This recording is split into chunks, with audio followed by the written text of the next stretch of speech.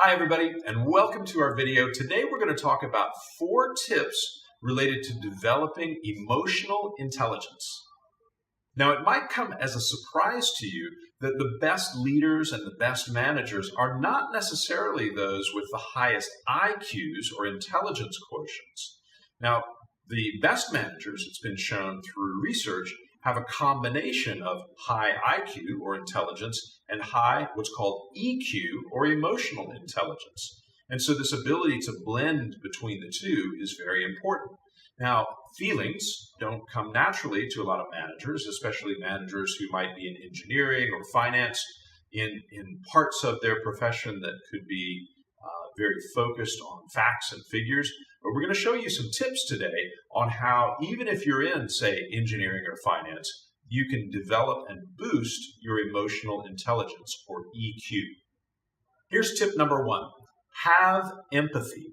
Now, being empathetic is being sensitive and aware of the feelings of others.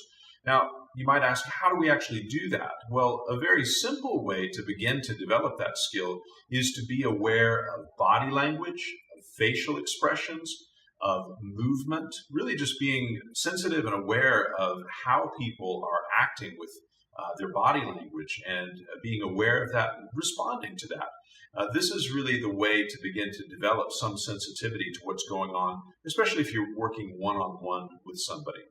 Building empathy is really the foundation for developing emotional intelligence. Now, tip number 2 is to manage your emotions, or at least to learn how to manage your emotions.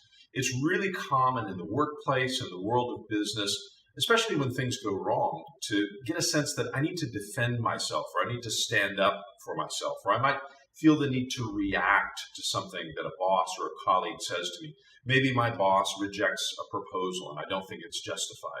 Maybe a colleague says something hurtful or mean about a project that I've been working really hard on. There's a need or a feeling that we have a need to try to defend our own position. But if we can take a moment, take a step back, take a couple of deep breaths, and really try to tamp that down a bit, control that need to respond, this is a way that we can start to become more in control of our emotions and therefore start to develop some of that emotional intelligence that we're referring to. Now here's tip number 3.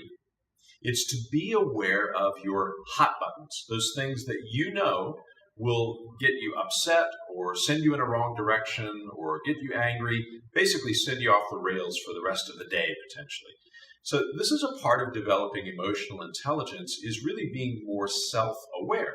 So if we can start to recognize patterns in our own responses, things that we know are going to set us off, if those patterns start to occur or things start to line up where we know we're going to be in a situation where we're just going to react, we can then choose to react differently.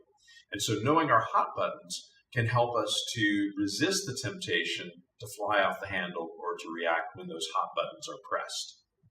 Now, tip number 4 is to learn how to be an optimist. And I'm intentionally using that word learn because this is something that you can actually learn and develop in your own being. Some people might call this the glass half full approach to life, or having a can-do attitude. But development of this sort of outlook on life or this attitude is absolutely something that you can learn and practice, and it's a part of the development of emotional intelligence. So as things come our way, we can look on the bright side, as they say, or take the glass half full approach. This is absolutely something that you can choose to do, and the more that you do it, the more of a habit it becomes.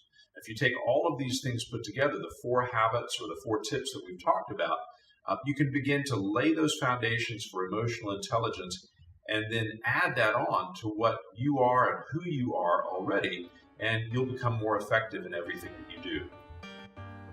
Hey, thanks for watching our video, and click on the Noodle Factory icon to subscribe to our channel.